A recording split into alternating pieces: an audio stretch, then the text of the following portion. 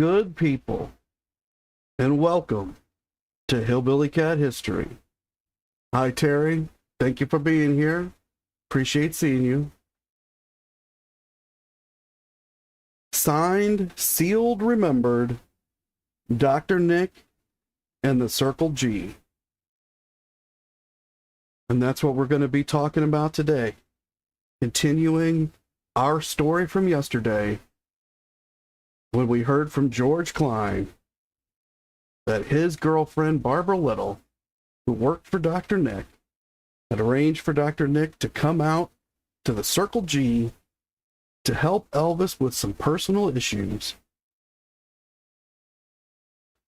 And this was before Elvis bought the trailers.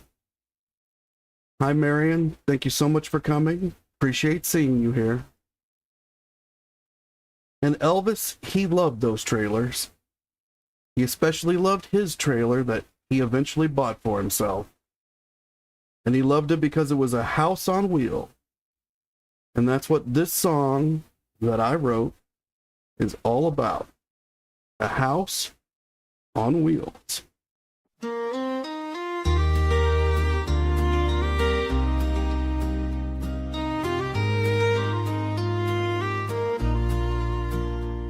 He rode past green acres with a glimmer in his eye.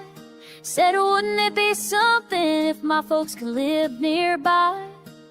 12 trailers later, they were rolling down the lane. Concrete dreams and carpet floors, love poured out like rain. He bought one for Grandma, parked it close to his own. Said, you've got 2 homes now, no need to be alone. One for his daddy, one for his boys. He built a little kingdom, not just for show but joy. They called it trailer trash, he called it home. A place for the weary, the lost, and the alone. He fought through the permits, the neighbors, the noise, just to give peace to his mama and joy to his boys. It wasn't stealing wheels, it was love made bold. A house on wheels with a heart of gold.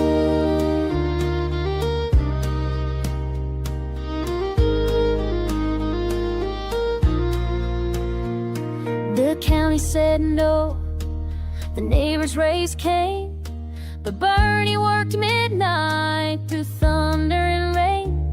They poured the pads, ran the lines, made it right, while Elvis rode a rising sun at first morning light. Some said he was foolish, some said he was grand, but he just wanted laughter to echo through the land. He sat on the floor near tears in his eyes, said, why do they fight me when I'm trying to rise? They called it trailer trash, he called it home. A place for the weary, the lost, and the alone. He fought through the permits, the neighbors, the noise, just to give peace to his mama and joy to his boys. It wasn't stealing wheels, it was love made bold. The house on wheels with a heart of gold.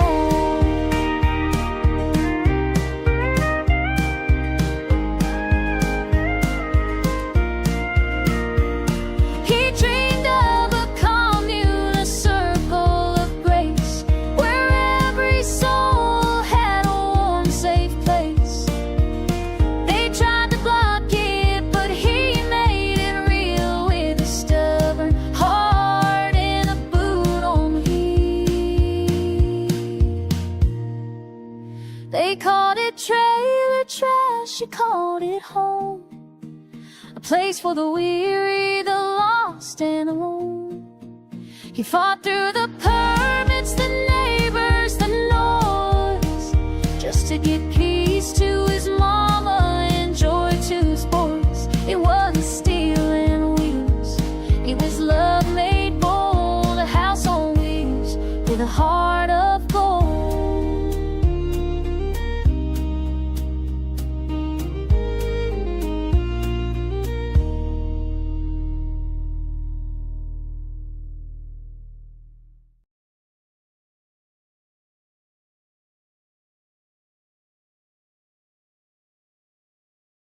Thank you for gathering here at Hillbilly Cat History, where we remember together and listen for the echoes.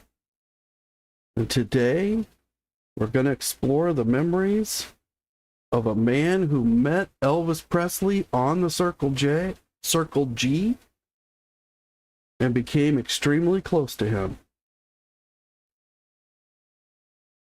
But first, we're going to hear from a new voice, person that's been referenced in the stories that we've heard in previous episodes, but that we have not heard from directly. Terry and Marion, thank you so much for your compliments about the song. I'm glad that you liked it.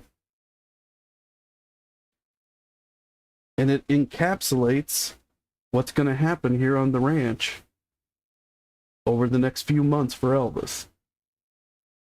He's tried to make a dream come true. And it sounds from the outside, because we hear how he's the most relaxed he's ever been and things like that, that it's really working well, and that he's insulating himself from all of these external pressures. But it turns out that the number of internal pressures, well, there are a lot of them, and they're all added to all the pressures that he already had. So we're going to see that as his dream. He attempts to unfold his dream, and he makes parts of it come true.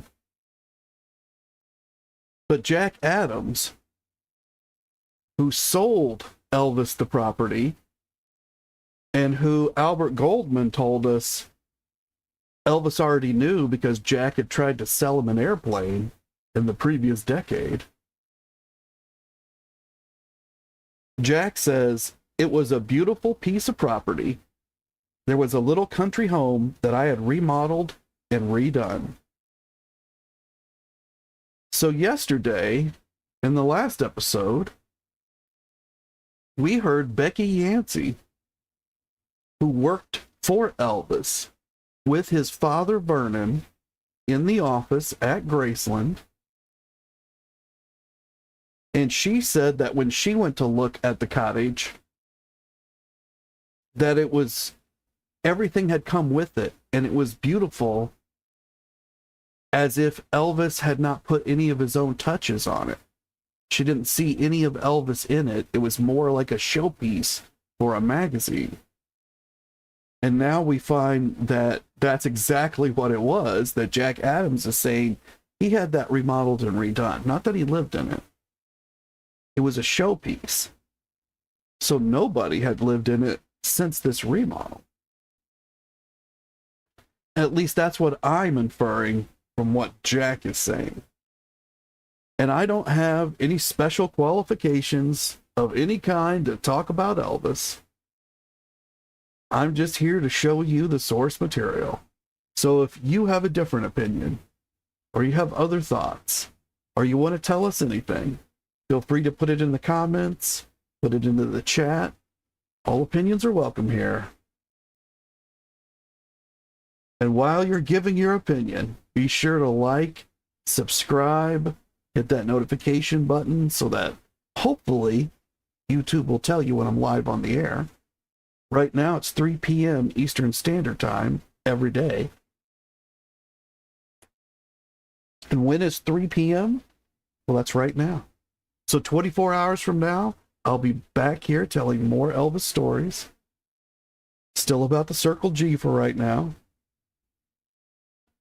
And be sure to tell everybody that you know that loves Elvis about Hillbilly Cat History so that they can join us here for the live streams, for the shorts, for the videos, for the music videos. And if you like that song, it's not on the playlist yet, but you can access a playlist of original Hillbilly Cat songs in the description below.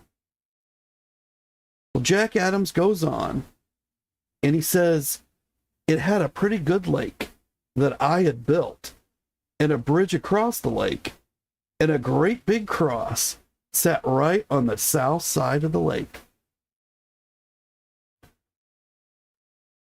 We now know where the lake came from. Jack had it built. Wasn't there before, so Elvis got it at the right time, after Jack had put the lake in.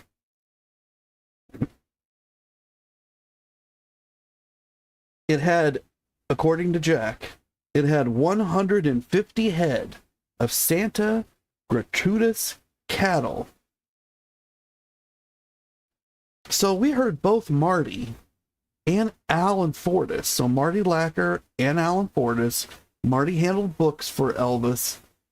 He wrote a lot of checks. Alan, he was the foreman of the Circle G.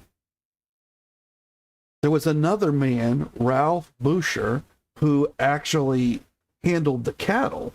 He fed the cattle, took care of them. But Alan and Marty both told us 18 head of cattle. So I've kind of been running with 18 head of cattle. But now the man who says he sold the property says he sold 150 head of the cattle with it. And we've seen that 150 number in other sources, and I've dismissed it. Because we saw Alan and Marty, who would have had to have known, both say 18.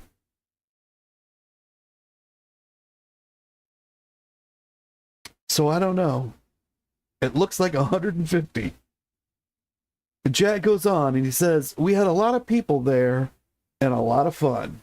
That little lake was fresh and clean. It had a 10-inch well that pumped water into it. And I had it stocked with trout. It was a beautiful place. And that lake was between 10 and 14 acres. So it was pretty good size. Not gigantic, but it was a nice sized little lake on a piece of property.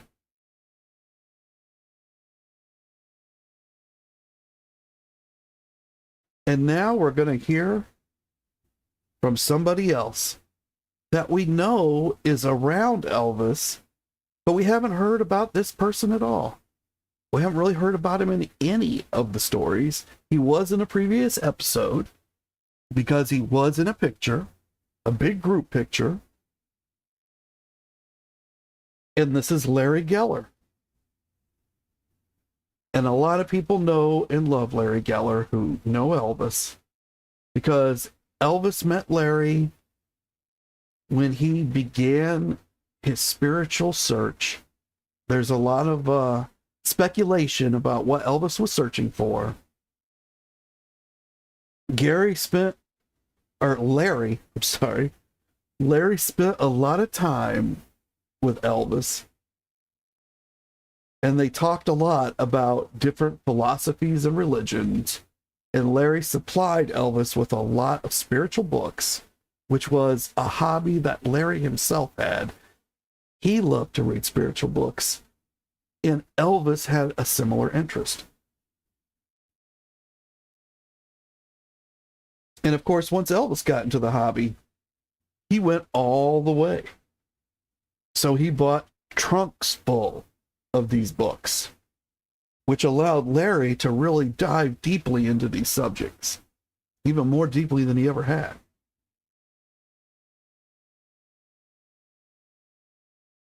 And some of the other guys, they didn't like Gary or Larry. And I think I know why they didn't like Larry. They have a lot of reasons they say they didn't like Larry. But at some point during this contract series, we're going to see some evidence about why they may not have liked Larry. And they certainly excluded Larry. They once gave Elvis a Bible, and it had everybody's name on it in a tree of life, everybody in the Memphis Mafia, except for Larry. And Elvis refused to accept this Christmas present, this Bible with this beautiful illustration, which he really liked at first until he noticed Larry wasn't on it. And eventually Larry's name was put on it and Elvis accepted the gift. But that just tells you where Larry stood within the inner circle Elvis loved him. The other guys, not so much. There was tension between them. And Larry says that during this period, he was there at that cottage. Now, it's a very vague statement. So I'm assuming, because of events that happened later this year, the time period where Larry could have been at the cottage is extremely limited. He was there during February, March, or April, but most likely February. And he was probably there on that first night, or shortly thereafter. But I believe the first night, based on what we're about to hear. Larry says that he found an antique chess set in the cottage. So Jack had set this cottage up to have this kind of perfect environment, perfect unlived in environment, much like an Airbnb, if you've ever been to one that's run well. They have a lot of books on the bookshelves, and they're used books. People have read them, but probably not in that house. And there's a lot of, used furniture, but it probably wasn't original to that house either. And in this house, it's all unused stuff. Everything is perfect. And so somebody has purposely bought this antique chess set and put it into this house as part of the setting. And Larry finds it. And he brings it over to Elvis. And he says when Elvis saw the set, he said, "Take it. I'm buying the whole place." Which means that Elvis was buying everything in that house, as well as everything on the grounds. It was, he bought it all, one giant shot, which also indicates that when we hear questions about the cattle, was he going to buy the cattle? Was he not going to buy the cattle? Well, on this first night, which this has got to be the first night, he's saying, "I'm buying everything." Now, Jack Adams says Elvis was a very, very fine, humble, pleasant, clean-cut young man. He did exactly what he said he would do. He was really a nice gentleman.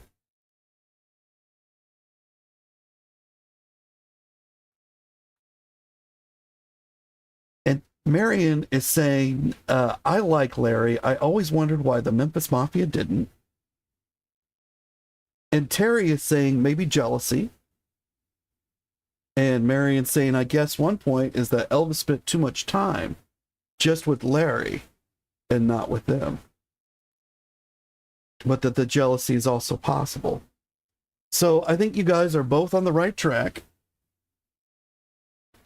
But I personally don't think that the jealousy was about the time. That's often mentioned in the books. But I have documents to indicate that Larry received significantly more pay than any of the other Memphis Mafia members. And it's a long, detailed story. And I'm actually writing a book about it. But hopefully I'll be able to share this story with you guys very soon.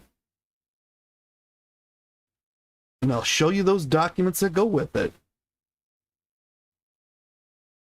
But it's a fascinating story because, Larry got paid by checks, which are part of the contracts, signed, sealed, remembered. The series that we're in, Larry got paid by checks that were signed by Elvis in some cases, straight from Elvis's personal checking account. Because when they were on the road, sometimes that's the way they did the paychecks. So somebody had to write those paychecks. Well, that wasn't Elvis. Elvis didn't write the paychecks. Elvis didn't write any of the checks. Most likely, Joe Esposito or Marty Lacker or both at one time or another, wrote checks for Larry, as well as everybody else. So they knew exactly how much everybody got paid. And if they knew, and the others didn't like Larry, but during this period of time, we'll see other indications that nobody was really upset about not spending time with Elvis. Females were upset about not spending time with Elvis. The males, not so much. Then, in my mind, it becomes extremely easy to determine why they didn't like Larry. But we'll find out in a future episode. So again, make sure you're subscribed. You got those notifications turned on. But we've still got a whole lot to get through before we can get to that here in 1967 on the ranch. And Becky Yancey, she says that several new people were added to the payroll. Ralph Boucher, who had worked for the former owner, was retained by Elvis to care for the cattle. It was a full-time job. Well, now that we understand there was 150 cattle, I mean, even 18, that's a several hour a day job, if not a full-time job. 150, that's a lot of cattle to take care of. So yes, absolutely a full-time job. And Becky goes on and she says, Elvis's uncles, Travis Smith and Earl Pritchett, joined the staff at the ranch. So Elvis brings in his family. And we knew that Earl was there because that's Donna Presley's father. And we know Donna Presley at age 17. She's living the dream here on the ranch. Well, once he gets the trailers installed. So Becky's jumping us slightly ahead in the story. Although I'm sure they're already running shifts out there and probably using the cottage as a night headquarters. Elvis also had a guard shack built at each of the entrances. So these security personnel would have had some, areas of their own.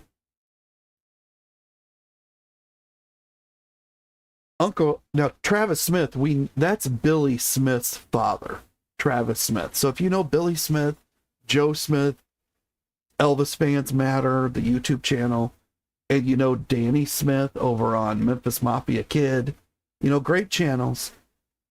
Elvis relatives telling Elvis stories. That's who we're talking about.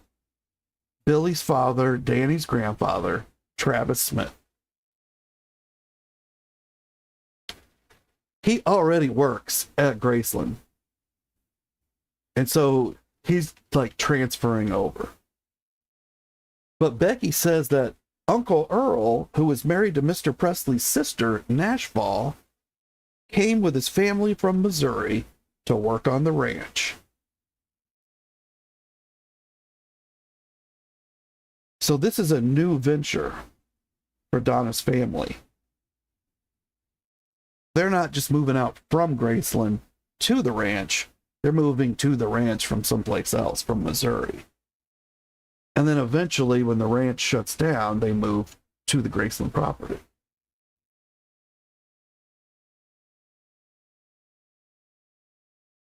And Becky says Uncle Travis already had been working as a gate guard at Graceland. Mike McGregor was hired then, and Elvis took on several other new employees. The timesheet was beginning to look like a roster for an army regiment. So Elvis was hiring people to make his dreams come true, and we've already met Mike McGregor, and we know that he's an expert horseman. He also works with leather. He makes things, including items that Elvis wears on stage. Belts and vests. He also made a gun holster for Vernon. Or he at least put a fancy strap on it. But I think he made the whole thing. Hi, chillin' in Canada. Thank you so much for joining. Appreciate seeing you here.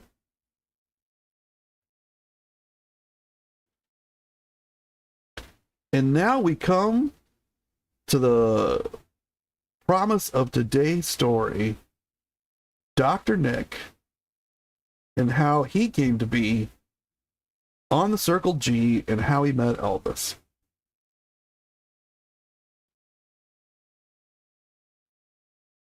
So on screen, we can see Becky Yancey, and she's who was telling us things yesterday, and we've heard from her a little bit today already. She's the one saying that timesheet is getting lengthy. She's having to do a lot of work to figure out the payroll for all these people, because she's back at the office for Vernon.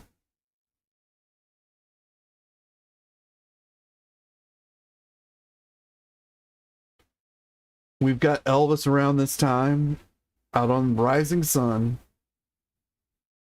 It would have looked a lot like this, out riding on the ranch.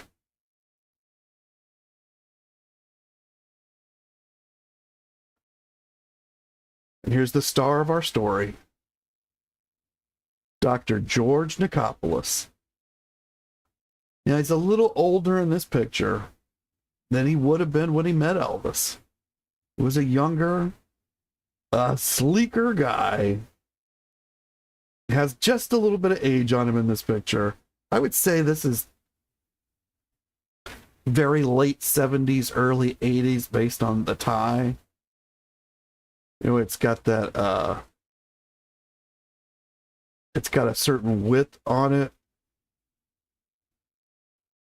But the jacket is more of an 80s jacket. So I don't know.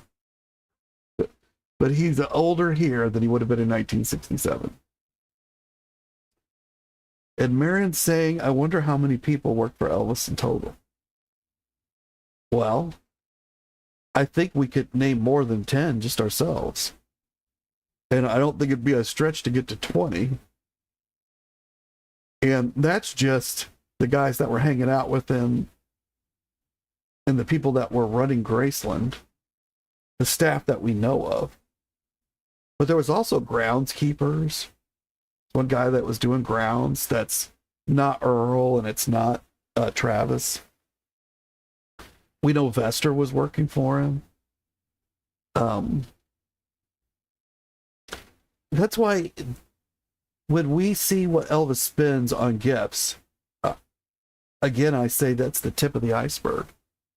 That's barely anything compared to what he's spending every week just to pay people. Because he has a huge payroll and we just don't see it.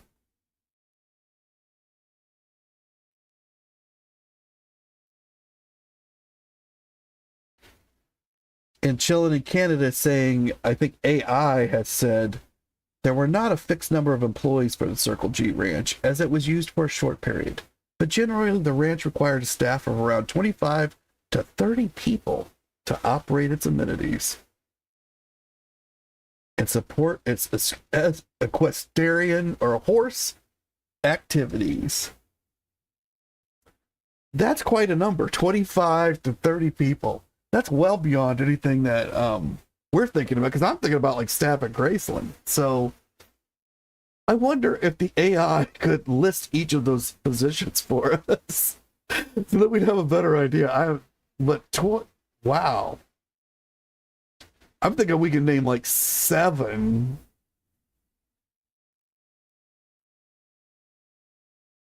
But that's an interesting discussion. Here's what Dr. Nick says. He says, the day I was first introduced to Elvis was a brisk Sunday afternoon, February 26th, 1967. My day to be on call at the medical group. So what I love about Dr. Nick is that he just told us the exact day this happened. Now, Elvis bought the Circle G like a little bit into February. So this isn't very long after. And yesterday, in yesterday's episode, we saw that Gary Pepper was saying that Elvis on the 21st had flown to Nashville in a Lear jet in order to record the songs for Clam Bake. And then he had flown back, but when they flew back, he got the Lear jet to circle over the Circle G property so he could look at it. So this is just a few days after that. That was the 21st. This is 5 days later on the 26th. Now, when Dr. Nick says he's on call at the medical group, that means that he is in this partnership with these other doctors. Some doctors put out their shingle and they work alone. You know, they're a sole shop guy. You come to see that doctor, and he probably has, like today, would have an association with a nearby hospital or several nearby hospitals, depending on where he lives, where he services patients. And, you know, for serious emergencies and such, or things that require hospital stays, he goes and treats people there, but mostly people are treated within his office, or he has a deal with an outpatient clinic, probably run through those hospitals.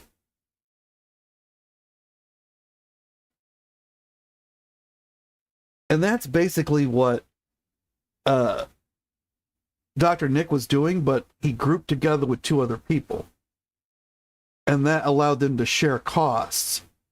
So if you ever watched the Bob Newhart show in the 70s on television, Bob was a psychologist and he worked on one floor of a high-rise building in Chicago.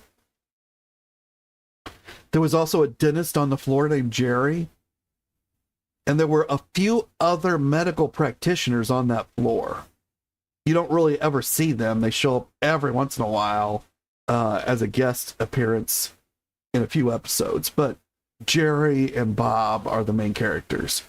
And there's a receptionist, secretary, a scheduler, face to the public.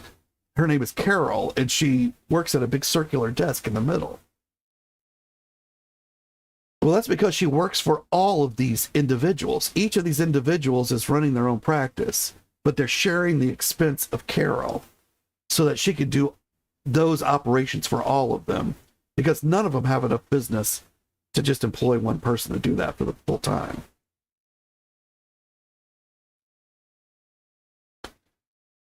And even they're probably got some deal on the rent because they're taking the entire floor together. So they probably worked out something with the building. Similarly, Dr. Nick and his people have worked out something for this medical group, or they built the building. I can't remember, but obviously they would like to have their weekends off. But as a doctor, somebody's got to be on call. This is one of the things that being a group allows them to do. They just run their own practice. They're on call on the weekend, every weekend.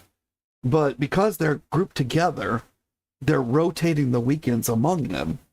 So if you use Dr. Nick and it's not his weekend, but you have a need to call him, you'll call and you'll get directed to whichever doctor is running that weekend.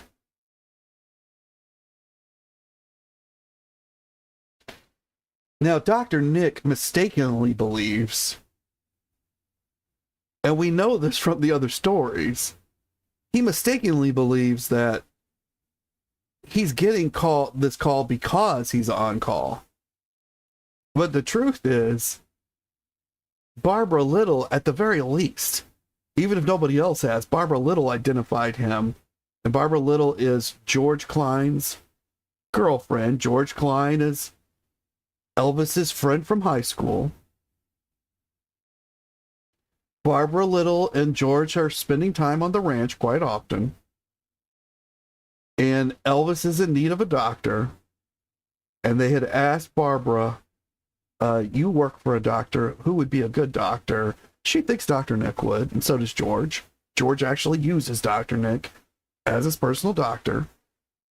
But Dr. Nick thinks it's just kind of the roll of the dice that he got called because it's a Sunday, and he receives the call. And Dr. Nick says, I was leisurely sifting through a stack of mail when a call came in from the doctor's exchange. It was Charlie Hodge, whom I'd met at a New Year's Eve party. The Memphis physician who had been treating Charlie's good friend and employer was unavailable. Could I make a house call?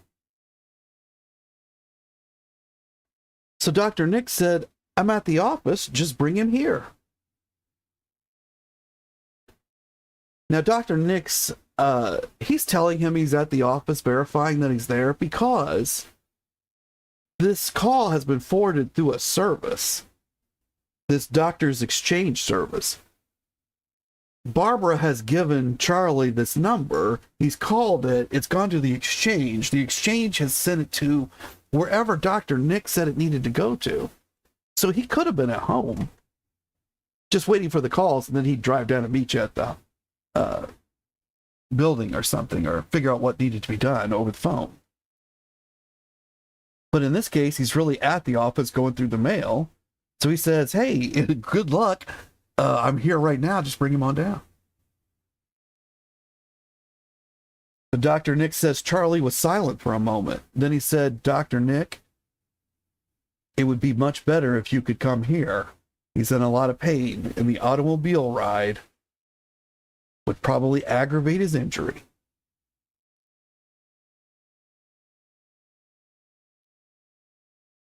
So Dr. Nick says that when Charlie made the... Well, getting ahead of myself here.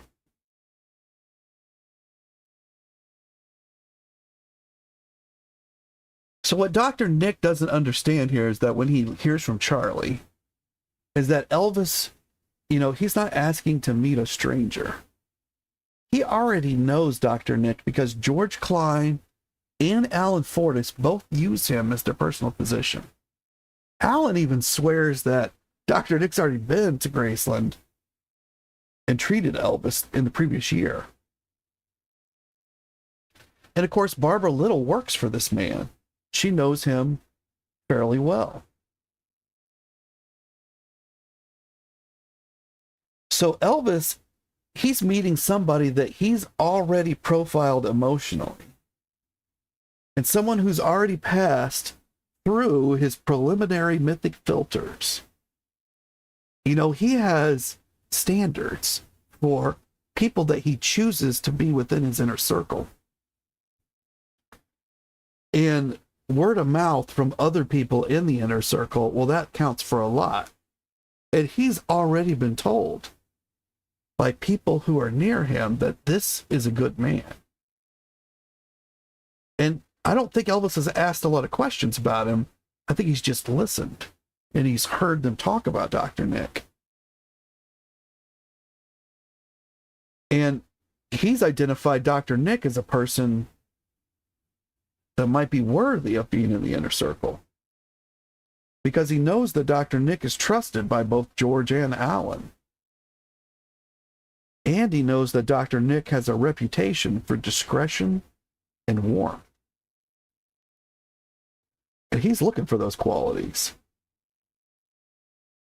And of course, Dr. Nick's a doctor, and Elvis has an intense interest in pharmaceuticals. But at this point in time, there's a very, very good chance he's developing pains in his abdomen that he hasn't necessarily felt before, and they're not strong enough to cause him great concern.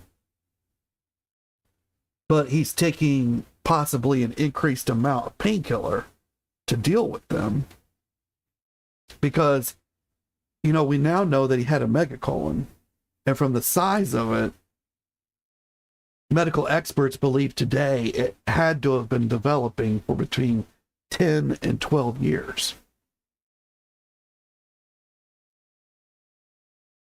Well, this is exactly 10 years before. So if it's been developing for 2 years, certainly pain.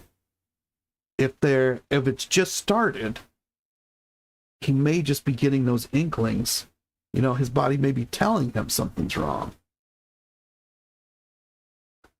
Now, unfortunately, Elvis and Dr. Nick in the medical community, they're never able to identify exactly what this issue is. But later on, they are saying things about a twisted or a blocked colon. So they know it has to do with the colon. But nobody knew about megacolons at the time. It just wasn't medical science at that time.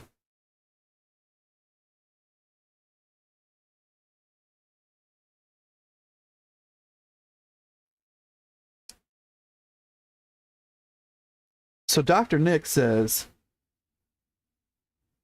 so I headed to my destination, the Circle G Ranch in Walls, Mississippi, 10 miles south of Graceland. And after I parked my car, Charlie escorted me across the dusty gravel road to a trailer. Behind the squeaky door was a dark room where Elvis stood smiling with his hand outstretched. He introduced me to Priscilla Ballou, his beautiful dark-haired sweetheart at the time. Now, an interesting note here is that Dr. Nick's saying he went to a trailer. So that means by the 26th, there's at least one trailer on the property. I don't know how all the others are there. And we've not really been able to nail down exactly when they got brought in. But it wasn't very long before there was at least one. And we never hear of a trailer mentioned as part of the bought property. So I have to assume this is one that Elvis brought in. Although it is strange that there was a squeaky door in a brand new trailer. Dr. Nick goes on. After a round of cordial introductions, Elvis politely excused us and led me into another room for better light and greater privacy. Elvis blushed a warm pink, turned around, wiggled his jeans down over his hips, dropped his underdrawers, and bent over slightly to reveal a severely reddened buttock, inflamed from a week of horseback riding.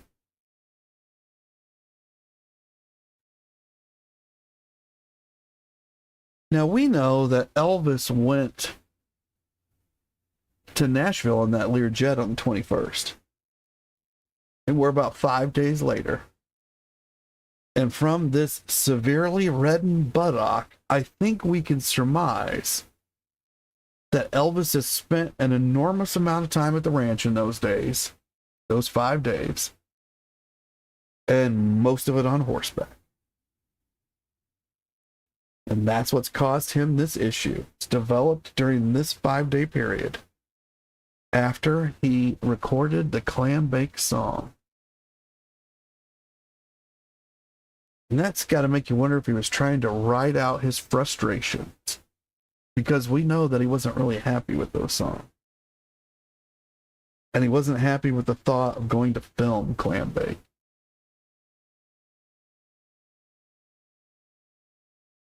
So these saddle sores, they're real. But they also symbolize the friction between Elvis's two worlds. His Circle G Ranch, his private life, and his career. What he's got to do for the public. What he's got to go out there and do for the payroll.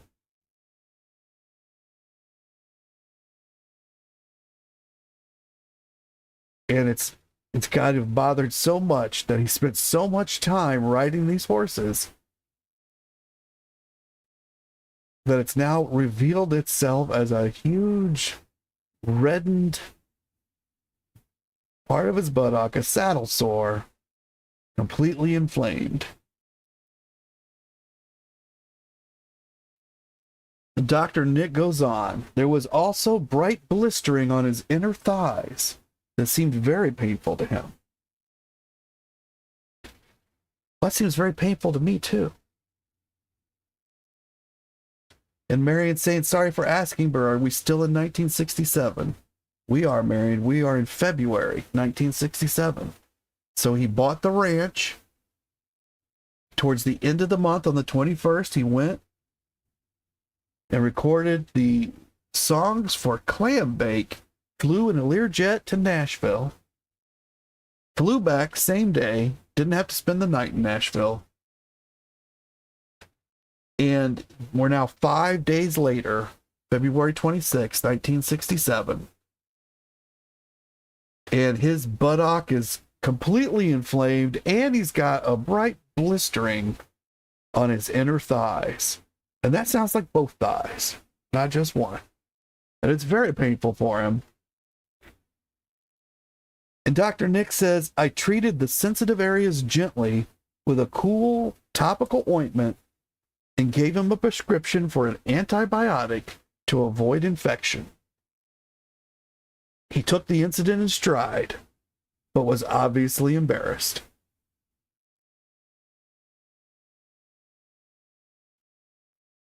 So Elvis has had to show a complete stranger some very private areas and share some very private pain with him. And Elvis's composure during this event suggests that he's a man who's used to masking discomfort with charm. Not the first time he's been in an uncomfortable situation, meaning he's been in the army. And he's had plenty of other discomfort in his life. But I'm sure he doesn't enjoy showing another man these private areas and telling him that he hurts. And Dr. Nick has now entered Elvis's orbit, not through spectacle, because he didn't see him out there on stage. He hasn't come because he's a fan. He's not there for a show. So he's entered not through spectacle, but through care. He's listened to Elvis. He's carefully examined the issue. He's taken action to treat the issue. And he's got a future plan of action. And he's been able to make Elvis comfortable. And so Elvis, it appears he almost instantly develops deep emotional trust in Dr. Nick. He's already been kind of primed for it. Because his friends are telling him Dr. Nick's a good person.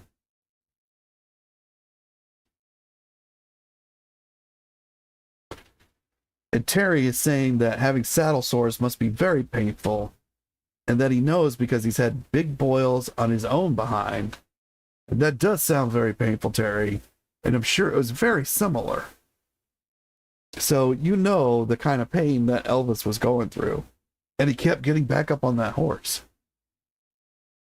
So he must have really loved riding that horse.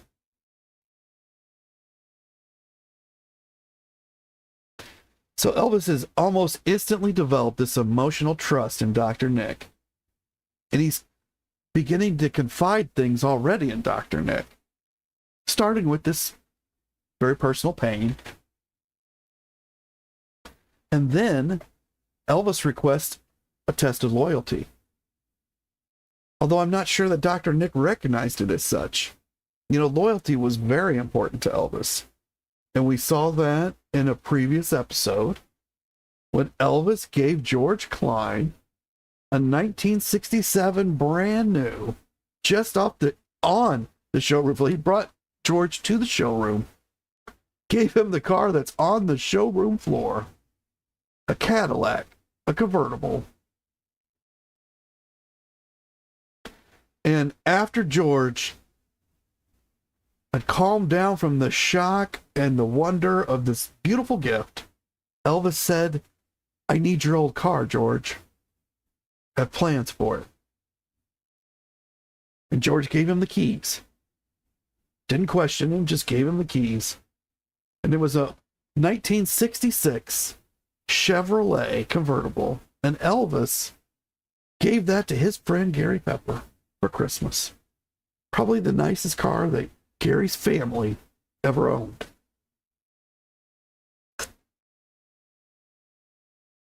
And I've got to believe that Gary's father, who worked for Elvis as a gate guard and was working at the Circle G as a guard at night, that he was driving that car back and forth to that job. Almost had to have been.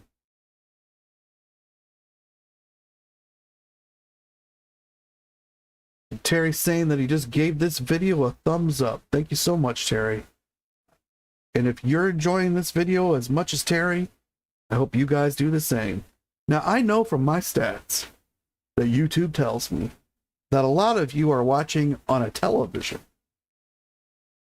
So it's hard to give a thumbs up or a comment. And I understand that. And I love that you watch on the television, and I don't want you to change that. But I'm almost positive you've got your phone right next to you. So if you pull up your phone and you go to your YouTube app and you look up this video, you can chat right with us in the chat window. You can add comments under the video. You can see the video description with the links, like to the playlist and the other information that I put in there. And you can give me a like. You can subscribe if you're not subscribed. But you can do all those things even if you're watching on TV.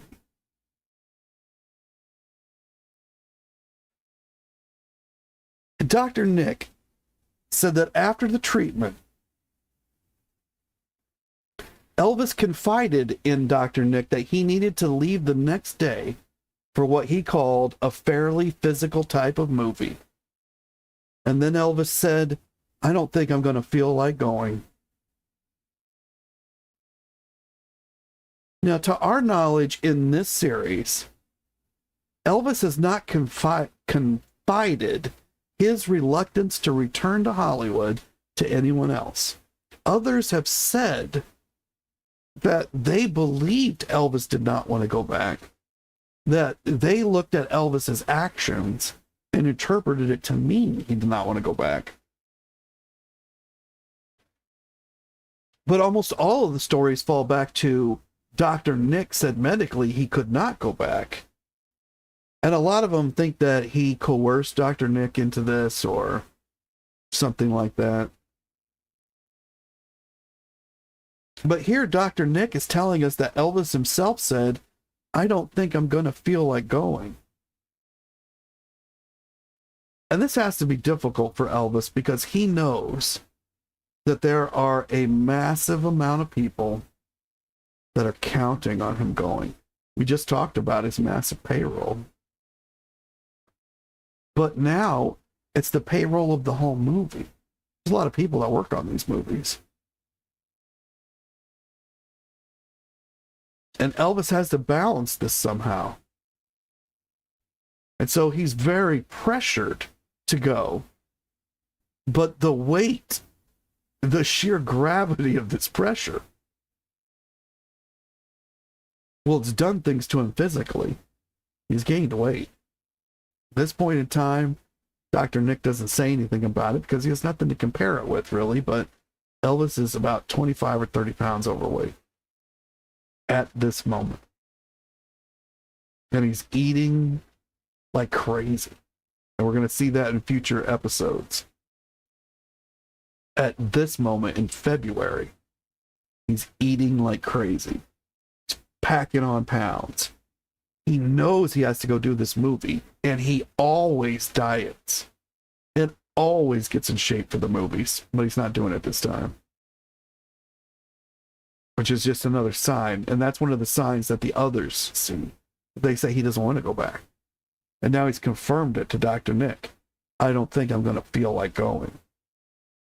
Well, he certainly doesn't feel like going because he's made sure that he's not in good shape. And he's not trying to get into good shape. So even though he's bought the ranch and his dreams are starting to come true, now he's got these saddle sores, which are very probably linked to those songs that he recorded for Clam Bake. And he came back and he climbed on a horse and he just didn't get off because he didn't like what was happening.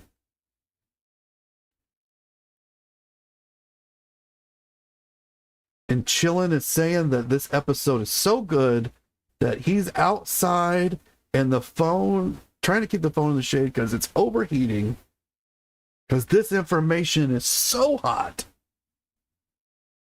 Thank you so much, Chillin. But your phone will be okay because we are at the end of the episode, at least for today. And we're going to come back and we're going to hear more of what Dr. Nick has to say in our next episode. But before we go, I'm going to play a song that I wrote. And it's about Elvis's dreams on the Circle G and how they were frustrated, but how what he wanted to accomplish. And I call this Circle G Dreams.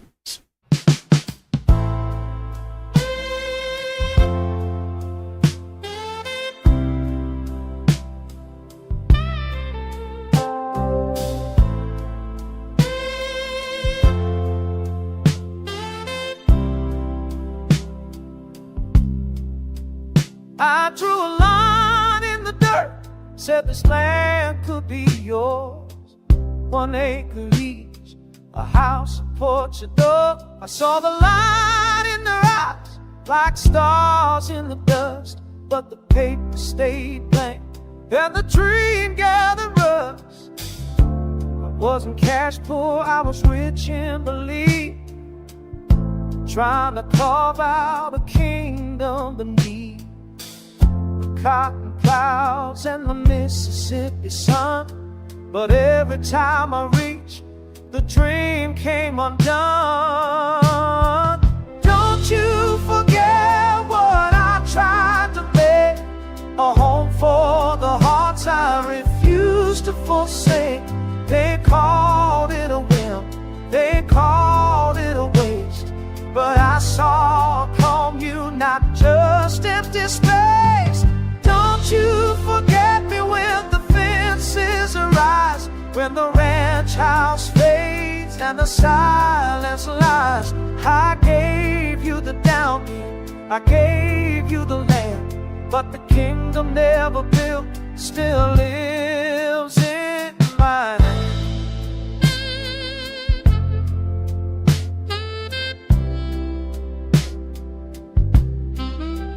They said zoning laws, they said legal red tape, but I saw a chapel in every landscape, a replica of Graceland, a circle of trust. But the curl was bust, and the dream turned to dust. I signed the checks, I made the calls, watched the trailers roll in like press dogs. But Vernon's face, tight as a gate, held back the flood of what I tried to create. Don't you forget what I tried to give, a place where my people could finally live. They called it a farm, they called it a phase, but I saw a future in the ranch's haze. Don't you forget me when the lights go out, when the house plans fade and the voices doubt. I gave you the downbeat, I gave you the land, but the kingdom never built still lives in my home.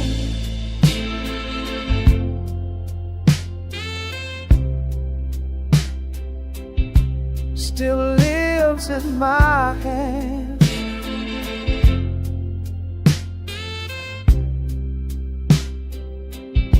Still lives lives in my hand.